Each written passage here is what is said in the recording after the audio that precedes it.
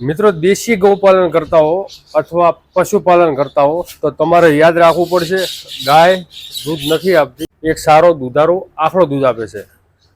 આ છે દાંતીવાળા લાઈનની ગાય.